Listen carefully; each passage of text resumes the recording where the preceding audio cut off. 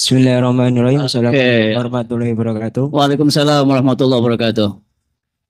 Ini dari santri Beki. Sebelumnya mohon maaf. Ini mau tanya tentang pemahaman Al-Quran. Ini pemahamannya itu apa? Misal apa? Kita kan ini ya menghafal Quran gitu. Pemahamannya itu apa? Dimulai dari hafalnya dulu itu sampai matang. Terus pemahaman dalam metode semisal tafsir Jalalain. Terus setelah itu apa? Lanjut ke penjabaran yang lebih jabar lagi gitu. Apa tafsir terus baru lanjut ke tafsir yang lain gitu. Cukup sekian. Assalamualaikum warahmatullahi wabarakatuh. Waalaikumsalam warahmatullahi wabarakatuh. Ya, metode ya. Ada lagi? Di kanan ya. Silakan. Oh, Mas Husnil. Monggo Mas Husnil. Ada mic-nya ini tolong. Mic ini. Ini nih. Ya.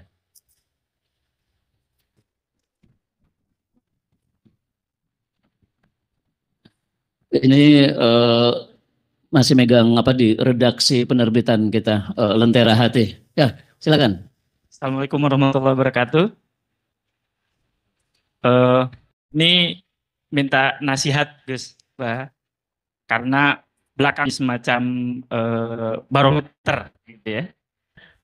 Diikuti oleh hal yang paling konkret sekarang ada teman-teman hijrah gitu ya. Umum kemudian mereka melirik gerakan yang namanya hijrah. Tetapi kemudian sayangnya dan ini sebagian juga teman-teman saya gitu menanggapi ini dengan negatif, Gus. Mereka menganggap bahwa orang hijrah itu kayak walah mereka tahu ama baru sedikit kok udah mulai ngajak-ngajak gitu. Walaupun kita kan tahu balighwani walau ayat. Nah, tetapi di sisi lain teman-teman kita juga yang punya ilmu nggak mau ngapa-ngapain juga gitu, Gus. Ya kan? Ini agak repot gitu. Nah, bukan sesuatu gitu, Gus. Untuk buat mereka lebih baik juga gitu. Tapi kadang malu. Mungkin karena di pesantren terlalu tawaduk gitu. Sehingga ketika mereka berkiprah, banyak Gus yang jadi profesional gitu, teman-teman saya santri, untuk ngajar lagi itu pakai dan kadang nggak mau gitu. Nah, kalau Gus Baha yang bicarakan insya Allah, mohon nasihati anak muda NU itu untuk mau ngasih pengajian di pesan di di musola di mana, karena itu juga penting. Mungkin itu Gus Bada sama satu mungkin nasihati kami untuk jalan istiqomah untuk memegang kesantriannya, Gus. Gitu, Gus. Assalamualaikum warahmatullahi wabarakatuh. Waalaikumsalam warahmatullahi wabarakatuh. Baik. Ini waktu kita kurang lebih lebih dari setengah jam menjelang zuhur. Nanti 5 menit sebelum azan sudah kita selesaikan untuk menyediakan waktu berwudu. Orangnya banyak, khawatir tidak cukup ya. Jadi zuhur kita 11.59, 5 menit sebelum itu akan kita hentikan. Sepenuhnya kami kembalikan ke Gus Baha untuk menanggapi. Begini ya, kalau urutan dalam kitab ya, kalau dulu ini juga harus jadi metode siapa saja ya, metode kajian Quran. Dulu zaman Rasulullah SAW itu kan Quran turun dalam durasi waktu 23 tahun. Dan ada periode Makkiyah, yaitu sebelum hijrah, dan ada periode Madaniyah. Kedua, bahwa Quran sudah ada asbabul wurud atau asbabun nuzul. Sehingga seperti yang saya tadi bilang, sehingga misalnya ada ayat turun ya ayyuhal kafirun la a'budu ma ta'budun. Mereka itu tahu kalau asbabun nuzulnya itu misalnya kompromi. Muhammad, kita jangan bermusuhan terus lah. Kamu menyembah Tuhan saya setahun, kita menyembah Tuhanmu setahun lah. Kita kompromi lah secara politik. Terus turun ayat la a'budu apa? Ma ta'budun wala antum abiduna ma'abud. Sudah terus seperti itu, sehingga mudah sekali difahami. Setelah kita 1440 Hijriah sekarang, kemudian ada disiplin ilmu, termasuk disiplin nasah mansukh. Ada orang yang bilang kul kafirun itu dinasah ayat sef, sekarang nggak usah lakum dinukum waliyadin, tapi ya tegas ya. Ada yang bilang enggak, ini disesuaikan konteksnya. Kalau mereka ingin damai ya kita damai, tapi enggak perlu saling menyembah apa Tuhan. Natijahnya damai saja. Tapi yang unik dari ulama detail adalah satu. Ini yang perlu anak-anak PSG tahu. Yang dimansuh itu tidak semua. Separuh saja kan. Yaitu kan maknanya apa? La a'budu ma ta'budun. Saya tidak akan menyembah apa yang kalian. Kira-kira pernah mansuh dibatalkan hukumnya apa ila yaumil qiyamah? Ila yaumil qiyamah, karena ila yaumil qiyamah kita tidak akan menyembah apa yang mereka sembah. Tapi wala antum abiduna ma'abud, dan kalian tidak menyembah apa yang saya sembah. Faktanya banyak orang kafir yang masuk Islam. Nah ini kalau sudah sampai seperti ini sudah detail lah Mas. Kalau kamu katakan semua ayat itu mansuh, nanti resikonya masalah abud mata budun mansuh. Kan kita akan selalu la abdu mata budun, tidak akan menjawab apa yang mereka sembah. Jadi saya mohon sekali memang mengkaji ilmu itu tidak ada selesainya. Tapi kadang ya ada ulama yang tadi ya karena kelas kitab tertentu masih pakai ini semua mansuh.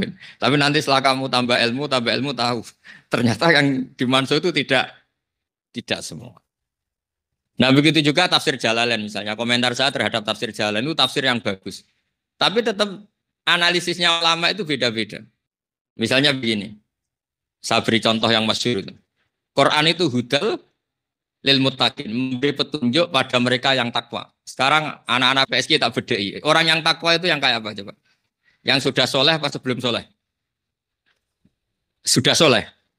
Ya keliru. Kalau sudah soleh, nyatanya Umar itu masuk Islam itu pas itu sudah muttaqin apa masih kafir? Masih kafir, tapi dengar Quran langsung masuk Islam. Makanya kitab Al-Burhan karangannya Imam Zarkasi itu kitab yang paling sering dikutip oleh Profesor Qores Shihab. Itu bilang lil muttaqin itu mimbabil iktifa lil muttaqina wa ghairihim. Karena kalau yang mendapat hidayat hanya mereka yang takwa, nanti resikonya enggak ada contoh orang yang belum takwa masuk Islam karena Quran. Padahal faktanya banyak kayak tadi Umar, kayak Jubair bin Mut'im. Jadi ilmu itu ya naik. Jadi nggak bisa menunjuk satu kitab. Jadi alasannya ulama tadi yang Imam Zarkasi hudal lil muttaqin itu tidak boleh dipertentangkan dengan hudal linnas. Padahal ada ayat bahwa Quran itu hudal linnas. Kalau ini dibatasi lil muttaqin. Nah itu yang lil muttaqin diikutkan iktifa namanya kalau ilmu balaghah. Menyebut satu sisi mencukupkan dengan yang sisi yang lain. Jadi misalnya kalau di Quran terkenal kan sarobila taqikumul harro. Pakaian itu bisa menutupi kamu, menjaga kamu dari panas. Wal barda juga menjaga dari dingin. Jadi kalau di balaghah disebut apa? Iktifa. Itu juga satu disiplin apa? Ilmu. Jadi lil muttaqin walhim, buktinya ada orang kafir masuk Islam. Ya, terus ada ulama yang cara pandang tidak dimasukkan bab iktifa. Jadi maknanya gini. Lil muttaqin kedhe wong sing wedi Allah. Wedi Allah itu kelas-kelasan. Jadi wedi sangka kafir tok, kayak wong Islam tapi ra salat ra zakat. Ono wedi sangka dosa gede, tapi nak zina enggak mau, tapi ngegeng di mall-mall delok perempuan mau gitu. Itu kan namanya wedi dari dosa besar tapi enggak takut dosa kecil. Ada muttaqin paling atas, takut ingat selain Allah, itu muttaqin papan atas. Nah dari sini aja kelihatan bahwa Quran nggak bisa difahami hanya dengan satu kelas tertentu. Makanya saya bilang tadi ke guru-guru PSG, ada ulama yang baca ayat innama amwalukum auladukum fitnah, anak dan harta itu fitnah. Terus ulama tadi nangis tangisnya. Ya Allah, wong harta itu fitnah kok saya menambah harta, berarti saya menambah fitnah.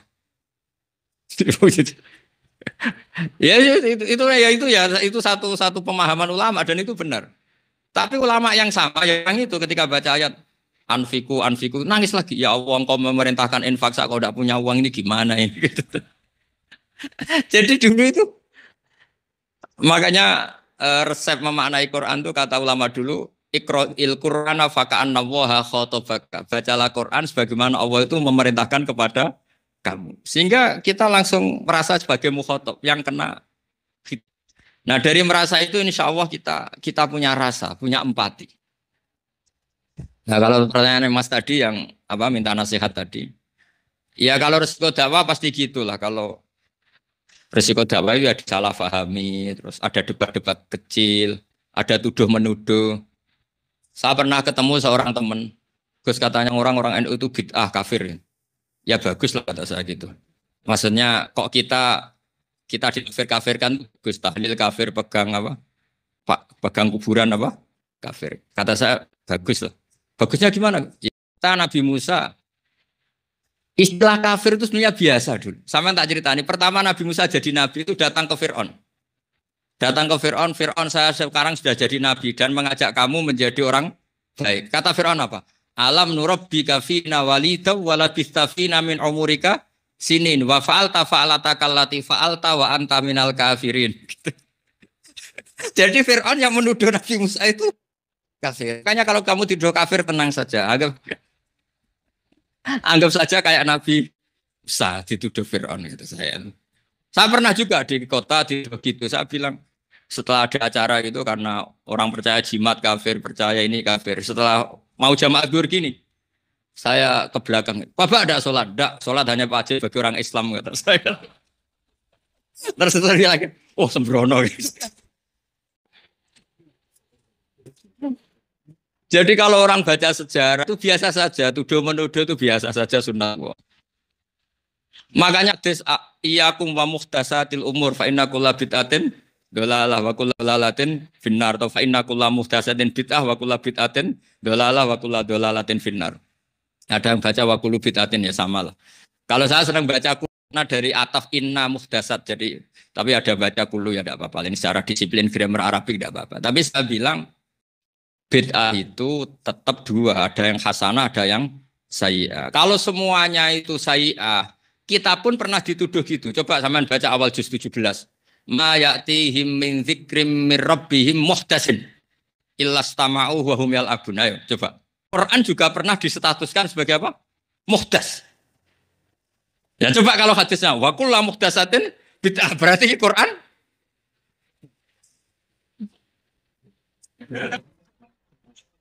ya biasa saja, makanya biasa. Makanya yang nuduh-nuduh gitu tuh suruh ngaji lagi, paham? Biasa aja. Jadi dulu Nabi itu ya dianggap kafir oleh orang-orang kafir. Makanya mereka kalau bilang soba'a Muhammadun, Muhammad itu melenceng.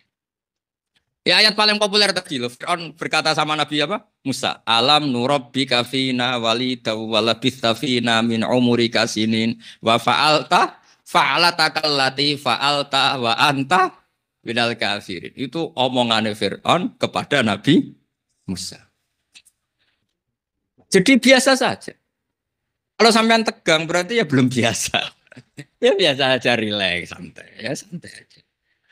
Makanya kalau dakwah itu pokoknya bil hikmati wal mau'izatil hasanah. Saya punya cerita unik dan ini harus sampean camkan. Dulu ada seorang ustadz ya, ustadz amatir, masih amatir. Datang ke Harun ar-Rasyid. Harun ar-Rasyid itu seorang khalifah. Khalifah yang alim termasuk dinasti Abbasiyah. Dia teman akrabnya Imam Malik. Jadi termasuk khalifah yang soleh itu siapa? Harun ar-Rasyid. Ada seorang ustadz masih amatir gitu. Datang ke Harun ar-Rasyid. Ya Amiral Mukminin, inni nasihun laka famusyaddidun alaika tajidanna fi nafsika alayya syai'an. Ya Amiral Mukminin, saya akan menasihati kamu, cuma saya agak ekstrim. Tolong jangan dimasukkan hati. Saya akan ngomong keras, lantang. Padahal ini presiden Amirul Mukminin. Terus kata Harun ar-Rasyid, uskut katanya, kamu diam. Uskut, kamu diam. Fa inna Allaha ta'ala qad ba'asaman huwa khairun minka ilaman huwa syarrun minni. Wa ma'a dzalika yaqulu ta'ala faqula lahu qawlan layyinan. Hei Ustaz, kamu diam. Allah itu pernah menugaskan orang yang lebih baik ketimbang kamu, yaitu Nabi Musa dan Harun, kepada orang yang lebih buruk ketimbang saya, yaitu Fir'aun. Itu saja ada etikanya, faqula lahu qawlan layyinan. Kok kamu sama saya mau keras? Gak bisa katanya. Itu ustaznya langsung coba, ternyata kamu lebih alim. Jadi Jadi memahami Quran itu seorang Amirul Mukminin. Jadi kalau sekarang ada ustadz terlalu tegas, terlalu keras misalnya sama waliul amri, sama penguasa. Itu kata Al-Rasyid, uskut ya ustadz, kamu diam.